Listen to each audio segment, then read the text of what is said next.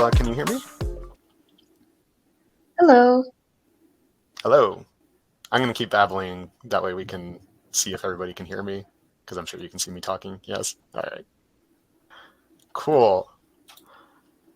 All right. Well, thank you, everybody, for coming today. I'm really hyped to be hosting this conversation about growing up, and being mixed in the Latin American community, being half Latin. And I'm really happy to be joined by Simon Contreras, Mariana Palacios Valderrama, and Angela Rowe. She's back. Hello.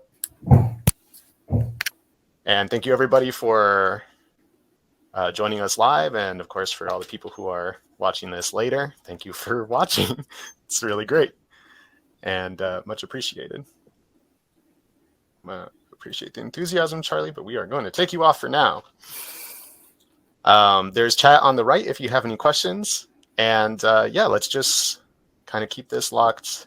I think we're good to go. So first things first is let's go ahead and introduce ourselves and just talk a little bit about your family background, why you're here, So for my part, my name is Camilo Payan. I'm on the board of directors of Tequeria. I'm a software consultant with a company called Test Double. I'm based in South Florida, and I was born and raised in Miami. But also, I'm half Colombian and half Moroccan, which makes for I used to really resent when people would ask where you're from, because I'm like, so yeah, I'll make sure that we move around from person to person. Let's start off with Simone. Yes, good morning, good afternoon, whoever's here. My name is Simone Contreras. I'm half white, half Mexican, born and raised in LA.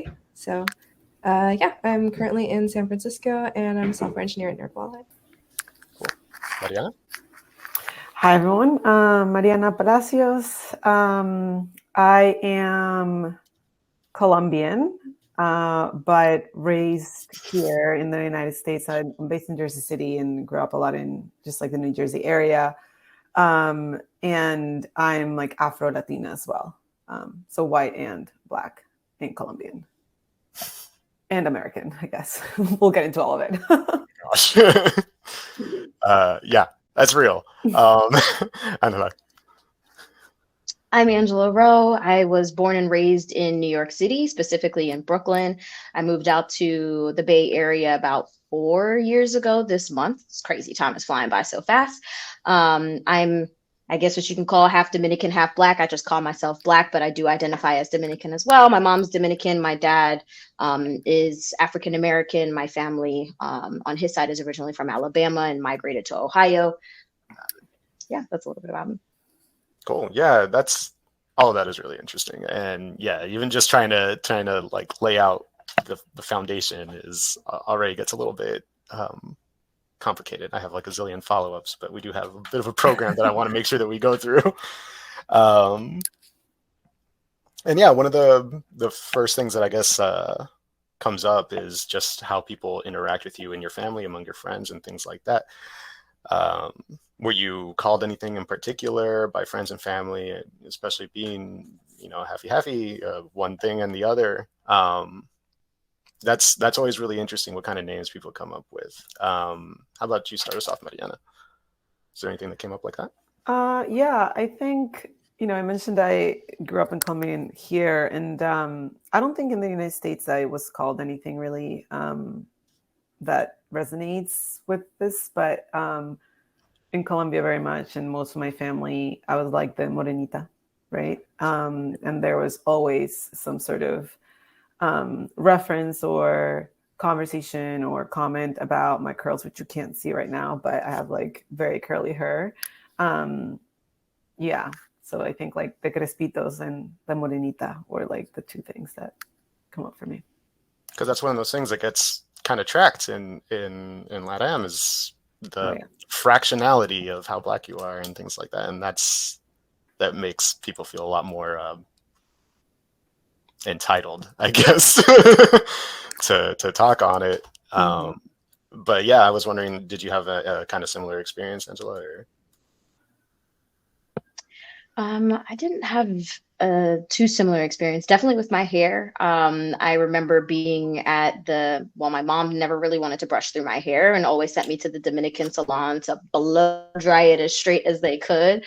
And I think that was kind of my first experience at experiencing how Dominican people approach their Blackness. Mhm. And for me, my mom, when she moved to this country, she moved here when she was 19. And so she really fully integrated herself into American culture. I think she was bullied a lot when she first moved here. And so it really forced her, or she felt forced to assimilate so that, people weren't making fun of her accent or like calling her out for things or saying, things like, I can't understand what you're saying, from people who are not actually trying to listen to her. And so a lot of what I experienced was twofold. It was like, people I didn't know in the Dominican community who would say things about my hair and stuff like that. But then I also had my mom and my family who would occasionally drop the N-word and things like that. So for me, it was like a twofold experience. I was getting it from this one side from strangers that I didn't really know. But then internally in my family, it was more so an American approach to like the words that they were using and how they were commenting, on either my skin color, my brother's skin color. Yeah, and I can imagine, being born and raised in Miami. For my part, I've seen a lot of very just strange relationships around race in the Caribbean, where like, I mean, the joke of sorts is, a Cuban family that like their cousin who is black, all good. Someone else who's black in the United States, now it's a problem. And just the way people act around that, coming from the Caribbean to the United States, is definitely something that always people are trying to navigate because this place is so black and white compared to other places. I was wondering what kind of experience you had with that, Simone, like with being white and Mexican versus, and you said in LA, right? Yeah. So I grew up in a predominantly Latina community in the suburbs of LA. I think our high school is 90% Hispanic. So it was definitely kind of a flip for me. And some of the comments are resonating this as well, but I was often called like, the no sabo kid or like güera or whatever other things. My mom is the white one and my dad is Mexican. So I spent a lot of my childhood growing up around my dad's side. So I was always, or at least before school came into it, I always felt Mexican. That was how I identified. And then once I got to school, suddenly I was very much not to any of my peers because they all grew up in fully Mexican families. So yeah, I think I faced most of the like name calling and stuff like that at school. With that community, my family was super loving, and they're, at least the family that I interact with, is quite tight knit. So there was not really so much comments on like me being white or my mom being white. But yeah, mostly that. I mean, that's good that you have people looking out for you and your family because I don't know. I heard that little switch of like, well, the family that we interacted with, because someone is making the choice of like, well, if they're going to be mean, then I don't want my kid around that. And that's real, and for my part, being, my dad is from Colombia, he's from Cali, but my mom is from Morocco. They met in France, so it became a very strange set of stories. And I don't think people really, there are large Arab immigrant communities in Latin America, but I don't think people really know about that, or they definitely didn't know about that until Shakira got famous, and that was a big help for me and my sister. But then before Shakira got famous, there was 9/11, and that's when I went from being that Colombian kid, which is still kind of strange in Cuba, in Miami, where most everybody is Cuban, to all of a sudden me being Arab was very important to everybody around. And I don't know. It's kind of interesting how those things can kind of flip on a dime. I went from not really experiencing any racism except for people being like, "Where's Colombia? Is that anything like Cuba?" And me being like, "I don't know. I've never been." To "Hey, where's Morocco? And do you know Osama bin Laden?" So that wasn't fun. Wow. But yeah, I mean, I would growing up. We talked a little bit already about family and like going to certain places, the Dominican hair salon, and things like that. I was wondering, what is your least favorite I think I kind of already gave away my least favorite part of growing up half and half. I would prefer if people didn't do vicious acts of terrorism that they can then identify with me. But yeah, let's go around the horn a little bit. Angela, why don't you start us off? Like a least favorite experience growing up, Miti. I think, and this experience is pretty true today. I can't stand it. And I think you just actually called this out. I really can't stand it when people ask me, like, what are you? Like, they just can't put their finger on it. I see somebody on the chat wrote something about culturally ambiguous. For a very long time, I think pretty much up until I hit my 20s, I looked racially ambiguous to a lot of people, and people were not afraid to walk straight up to me and be like, what are you? Like, you can't be, I can tell that you're mixed and you're definitely of color, but you're mixed with something. You can't be fully black. Is basically what people are saying to me when they ask me that question. So that's definitely my least favorite experience. And when people ask me that question, I tell them that I'm human, which I know annoys people, but I do it on purpose to annoy them because the question annoyed me. So yeah, I usually just respond, I'm like, I'm human. How about yourself? People ask me where I'm from, and I just tell them I'm from Miami, so that's really fun. Simone, why don't you go ahead? Yeah, I think I touched on this at the beginning, but growing up was really difficult for me in the community that I did, because even though I identified so heavily with my Mexican side, my Latina side, I was never perceived that way in school. So constantly I was like being reduced to my whiteness. Like, I was not even Mexican in the slightest to them. And I know there were plenty of people within the mix that were awesome and made me feel validated, but the experience as a whole growing up in high school is just very much, you are the white girl, and we all know that. And that felt really jarring to me, because that just wasn't how I identified. Like, I never saw that side of my family. I was always hanging out with my other side of the family. It just wasn't who I was. And I know, like, that can come off a bit touchy, because like the fact that I pass as white and is like such a privilege in and of itself. And I don't know, it felt very misrepresentative of who I consider myself to be. So it was really hard to kind of identify myself and validate myself in that space. And I think that got a lot better as like time went on and college happened and all that kind of stuff. But at the time, it was really rough. Yeah, and I mean, everybody, I don't know, I appreciate that, because I feel like I do talk to a lot of people, especially as I'm a consultant, so I go around to a lot of different workplaces, and then everywhere I go, I tell them, hey, you should join Tequila whenever I see anybody with like a Latin last name or anything like that, or we talk and I find out. And then I end up having the same conversation over and over. Some people are white passing, some people are weird. Like, I guess it feels weird to say black passing, but like for the United States, that's like, I guess, kind of a thing. And then they tell me like, oh, I don't feel Latin because I can pass in these spaces or things like that. I don't know. It's just complicated. Latin America is a place, none of these places are the same. It's a very weird and complicated. We're going to get to identity formation a little bit later. But it's a topic that I'd always find very interesting. Oh, sorry. But yeah, Mariana, I was wondering, like, your least kind of favorite experience growing up. Yeah. I'll just say, Angela and Simone, like, that resonates a lot in like different ways for me as well, which is kind of like the beauty of like even this conversation, right? We're all just so different, and then like the challenges are like so similar.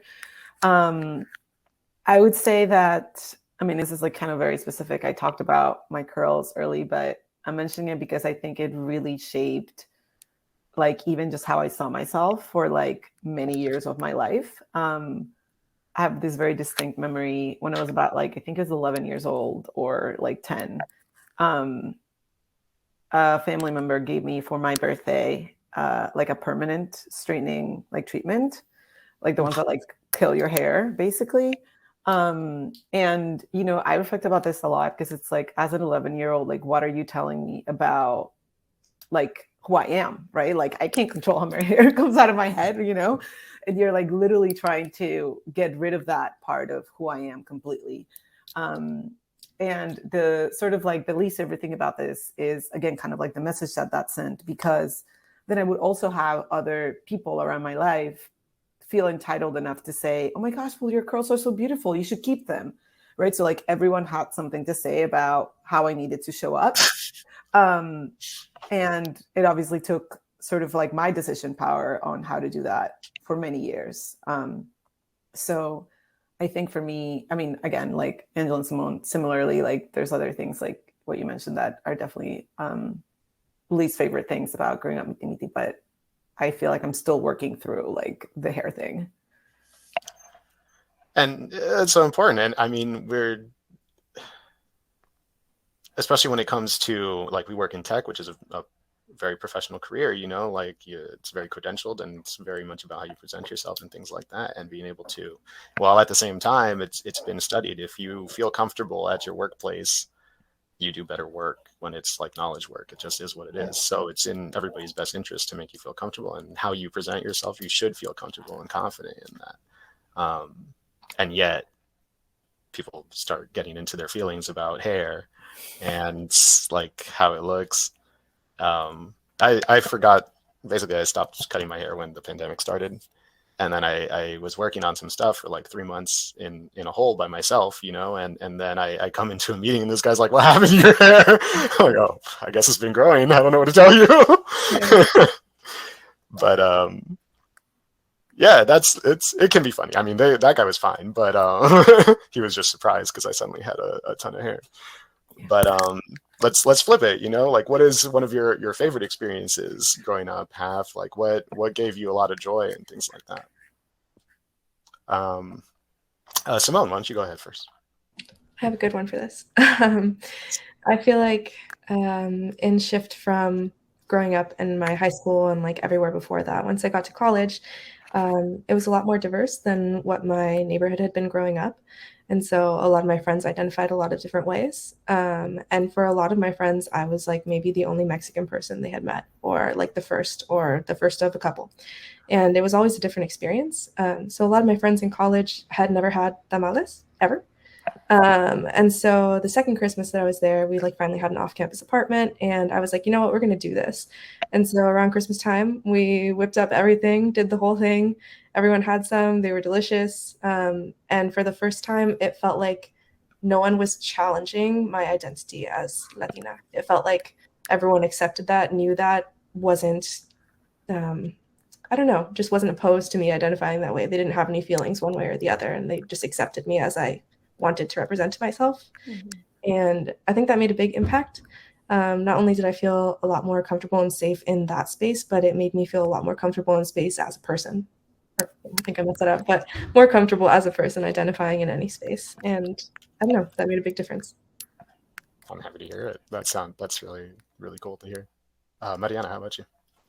Yeah, I think my favorite thing is just that kind of growing up with like Colombia and the US. I traveled back and forth a lot back to Colombia when I moved to the US. I also lived in Brazil for some time, and also being like white and Black for like what Latinos, right? Is I think really sort of made me have, from a very, very early age, like a wider sort of definition of what a person can be. Even if I didn't allow myself to do that, I think I was able to do that for others. And so I think what I really love about being Miti is kind of like being able to understand that, right? Like we just have a different sense of like what it means to be a bunch of different things. And that conversation can be around like your racial identity or like ethnic identity, and like also the identity that you formed as you live your life and have different experiences, right? So yeah, I think that just being able to be like open-minded and like not trying to put people in a box, right? And like understanding that has been my favorite thing. Just a living set of options. Like, I don't really have to be one thing or the other. Yeah, you can be whatever you want, and I'll get it. Yeah, right? Yeah. I love that. I agree with both of you, Mariana and Simone. I think, just being able to identify as a Black woman and not have to like dive into the details of exactly what that means, and like that being enough for me and the person that I'm talking to. But then also being able to share my culture, I think specifically since moving out to California, you know, in New York, there's like a mini DR in uptown Manhattan, and I'm not in that anymore. So I'm very far removed from my people, but it feels really good being able to share with people out here on the West Coast, like about Dominican culture. I really encourage people, you know, to go visit the island. There isn't much like, I think people here mostly have Hawaii and like that's it. Like the Caribbean's kind of far from where we are. So I always encourage people to go visit, to see the country. It's beautiful land. And I'm encouraging people to just meet my people and learn a little bit about my culture. And then I think the other thing that's been really fun is, of course, the food. Like there's nothing like Dominican food. I know I'm biased, but my favorite part about growing up has definitely been the food and being able to share that, someone like yourself, with people at school. My mom used to help me cook moro and like pernil for the whole class, and I bring that into school, and I still do the same thing here at work. I'm actually bringing in some Dominican snacks tomorrow for my team here, so also a lot of fun sharing the culture.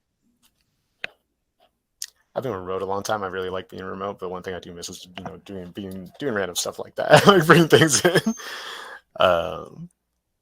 So yeah, I mean, yeah, thank you so much for sharing those. You know, the good and the bad is always really important. Because it's all there, it's all real, right? Like there's no avoiding it. I do want to move on to this next question. You know, do you identify more with one half or with the other, or how do you feel about that? I know how I feel about it. Maybe it just kind of depends on the day or what I happen to be doing. Morocco making it to the semifinal of the World Cup. Morocco. But yeah. Angela, why don't you go ahead? Yeah, I think I identify more with being Black just because I was born and raised in the US. And my relationship with Dominican culture mostly came from my family and their experiences.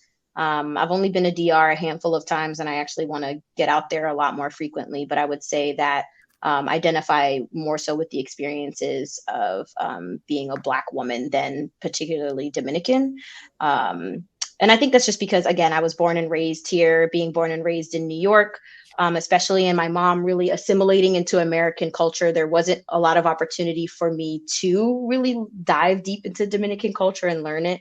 I don't really know Spanish too much. That was another thing. My mom was bullied a lot, again, for her accent. And so she wanted to be able to like show up to my parent teacher conferences at school and being able to talk to my teacher without having somebody translate for her. So she kind of sacrificed not teaching my brother and I Spanish so that she could show up in those spaces for us. And I never want to I never want to shame my mom for that. I think I've heard a lot of conversations around, you know, folks feeling a way about parents not teaching their kids Spanish, but who am I to shame my mom for surviving in this country when she first moved?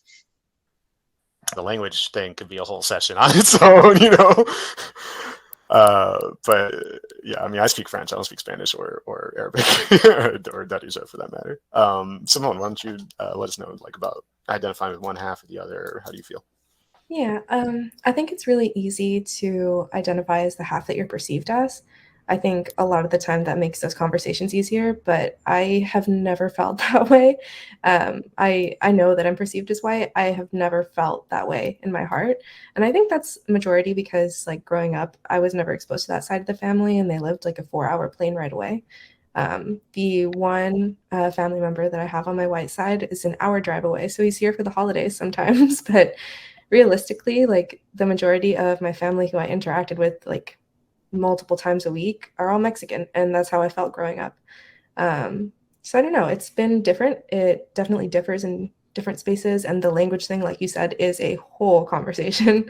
But I don't know. I think for now I would say more Latina than white. Yeah, You know, and one thing that's always interesting is in the United States, people like to make things very simplified with black and white, but like if you go around a little bit, like people living in St. Louis are nothing like people living in like Jackson, Mississippi, you know, whether they're white or black. So it's, what are we talking about? Mariana, identifying. Yeah, I definitely identify as like Colombian. And I think recently I read this article that, I don't know if you're all familiar with Daniela Herrera. She's like a LinkedIn voice. I think she's Yeah, Venezuelan. I think she was one of our keynote speakers at the last year's summit. Yeah, she wrote this like really awesome article about kind of like what it means to grow up in like any Latin American country, and then like come to the States and like have to kind of understand how identity is perceived here. And like you said, I mean, like it's so black and white. It's just like not real. And I think so. I definitely, again, identify very much as Colombian.